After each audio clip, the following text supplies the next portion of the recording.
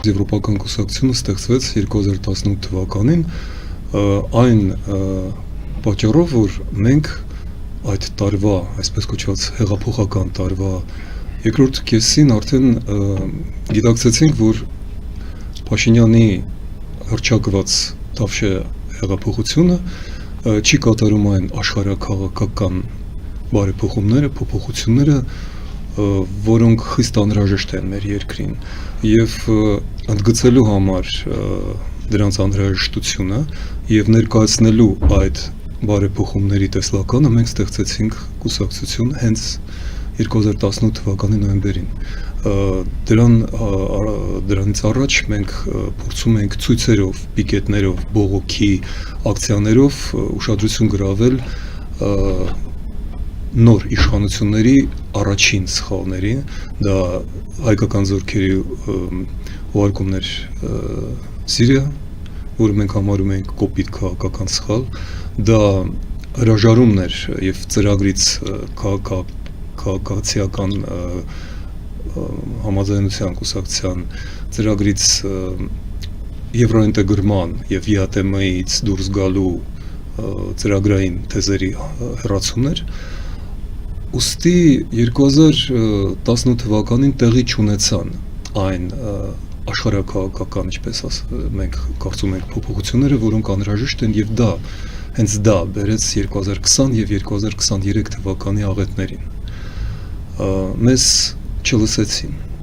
Մեր համոզմամբ միայն այդ փոփոխությունները եւ միայն եվրոպական ընտրությունը կփրկեր Հայաստանին այն աղետներից, արհավիրքներից, որոնք տեղի ունեցան 2 եւ եւս 3 տարի անց։ Ուստի 2025 թվականը, որը մենք հիմա փորձում ենք ամփոփել, մեզ համար կիսվում է երկու անհավասար մասերի։ Մինչև մոտավորապես մայիսը շարունակվում էր այն գործընթացը, որը սկսվել էր նախորդ 24 թվականին, դա արտահայտված էր ստորագրահավաքով եվրոպական կոալիցիայի դաշինքի ստեղծմամբ եւ մեր հաջողված փորձով մտցնել պետական օրակարգ այն ծրագրային գաղափարը, որ Հայաստանը պետք է լինի Եվրամիության անդամ, ինչպես հայտնի է, ստորագրահավաքի եւ ամենակարևոր, ավելի կարևոր երևի քան ստորագրահավաքը աշխարհաքաղաքական փոփոխություններով Եվրոպայի ամառվա ընթացքում 24 թվականի սենսացիոն ընտրությունների պատճառով, որովհետև իշխանության էին գալիս աջակողմյան կուսակցությունները Ֆրանսիայում, Բելգիայում, Գերմանիայում, եթե իշխանության դեռ չեկած, ապա խորհրդարանում մեծացնում էին իրենց ներկայացությունը, Նիդերլանդներում առավել եւս փոխվեց Լեհաստանի, Հունգարիայի, Սլովակիայի, հիմա նաև Չեխիայի դիրքորոշումը, եւ մենք տեսնում ենք, որ Եվրամիությունը նոր թափ է ստանում եւ նոր տեսլական է մշակում, փակվում է, դառնում է ռազմաքաղաքական դաշինք։ Երկրորդ կարևորագույն գործոնն էր, միգուցե ամենակարևորը Թրամփի վերընտրությունը 24 թվականի աշնանը։ Ուստի այս ամբողջը եւ ստորագրահավաքը, որը ցույց տվեց, որ հայ ժողովուրդը ինչպես հետո հաստատեցին հարցումները կեսից ավելին համաձայն է եվրոինտեգրման ճանապարհին, վերեց նրան, որ 26 մարտի ընդունվեց օրենք, ազգային ժողովը երկրորդ քննարկմամբ ընդունեց Հայաստանի օրենք Եվրամիության անդամակցության գործընթացի մեկնարկի մասին։ 9 ամիս անց այսօր մենք տեսնում ենք, որ այդ օրենքը սառեցված է, չի աշխատում եւ մոտավորապես 25 թվականի մայիսից կարծում եմ, որ կարելի է նաեւ օրը նշել, դա մայիսի 9 եւ 10-ն են, երբ որ Փաշինյանը հերթական այց կատարեց Մոսկվա Շքերթի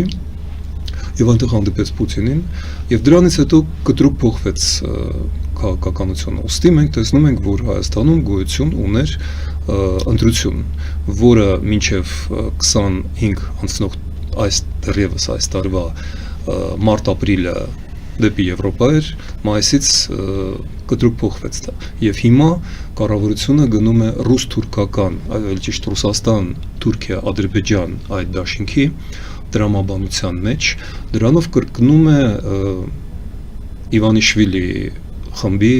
վրացական երազանքի ճանապարհը, որը նույնպես հայտարարում էր իր եվրոինտեգրման նպատակի մասին, բայց իրականում կատարում էր Մոսկվայի եւ նաեւ Ադրբեջանի ու Թուրքիայի քաղաքական պատվերները։ Հիմա Հայաստանը գտնվում է այս գործընթացի կիզակետում եւ ավարտելով պատասխանս ասեմ, որ սա մեր խորին համոզմամբ ողբերգական ընթացք է, որը զրկելու է Հայաստանին անվտանգության վերջին երաշխիքներից մեկ, որը բերելու է Հայաստանին ռուս-թուրքական թակարդ եւ որը լրջորեն խարխլելու է մեր պետականությունը եւ անգամ տարածքային ամբողջականությունը։ Եթե կես տարի անց ընտրություններին, որին հիմա ուղղված է իշխանության ու նաեւ պրոռուսական ընդդիմության ամբողջ փաստորեն այդ մոլուցքի հասնող գործողությունները, գործընթացները, եթե դրանք պահպանեն այս իշխանությունը, այս օրենսդիր իշխանությունը, այս խորհրդարանը, որը կբերի փաստորեն հենց այն արդյունքի, որի մասին մենք տարիներով զգուշացնում ենք եւ որը հիմա խոյացել է ողջ իր սարսափելի պարզությամբ։ Մենք նման իրավիճակում եւս մեկ անգամ եղել ենք կարծես 13 թվականին, հիշում եք, նմանություններ եւ տարբերություններ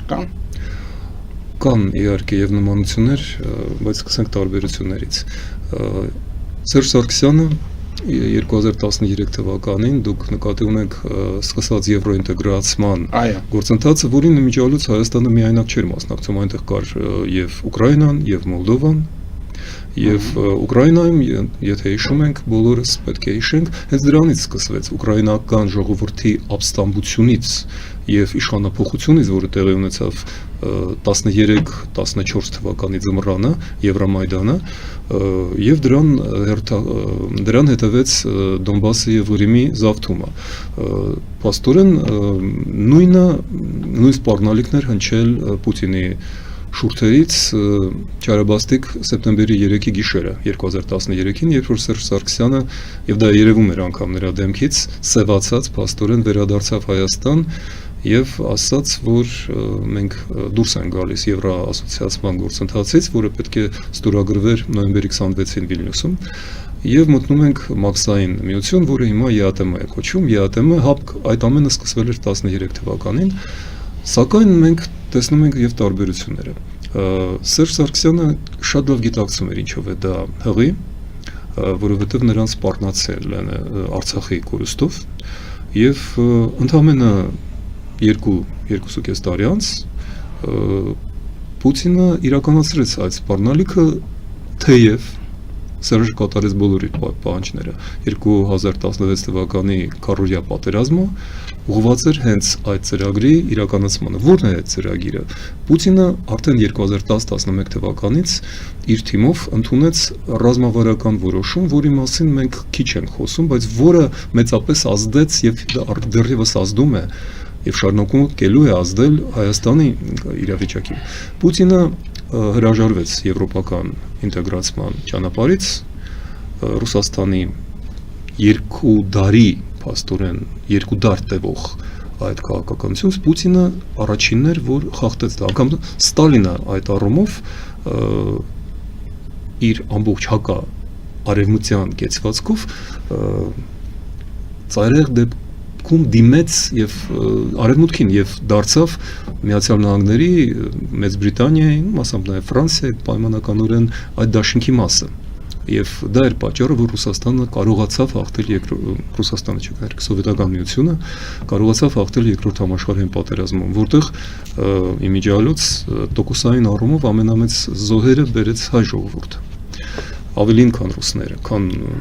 ուկրաինացիները օրինակ։ Եվ այսպիսով փաստորեն Փաշինյանը ուներ այդ հնարավորությունը եւ 18 թվականին եւ 20 թվականին ես բազմիցս հիշել եմ եւ հիմա եմ հիշեցնում, որ 20 թվականի սեպտեմբերի 26-ին, եթե չէ, հոկտեմբերի 26-ին Երևան էր այցելել Ամերիկայի Միացյալ Նահանգների նախագահի անվտանգության հարցերով խորհրդական Ջոն Բոլթոնը եւ փաստացի դա կարելի է ստուգել, առաջարկել էր Հայաստանին զենք, առաջարկել էր ֆինանսական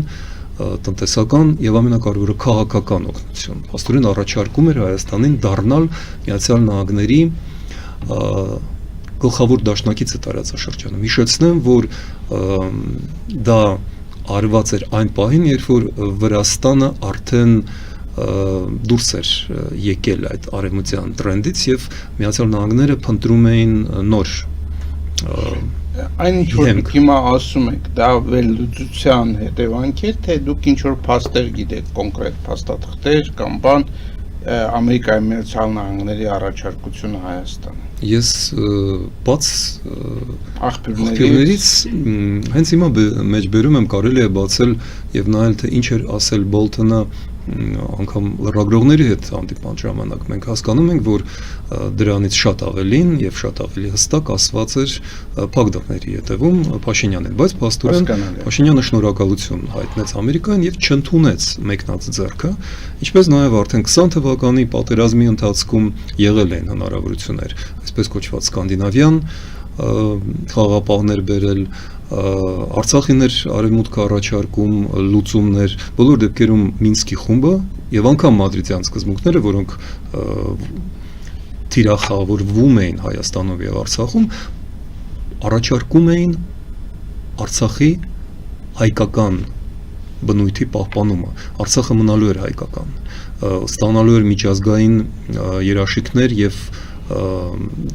կարգավիճակ պաշտպանություն, կապ Հայաստանի հետ տարածքային։ Այդ ամենը դեռևս սեղանին էր 2020 թվականին եւ անգամ 21, 22, մինչեւ 23 թվականները։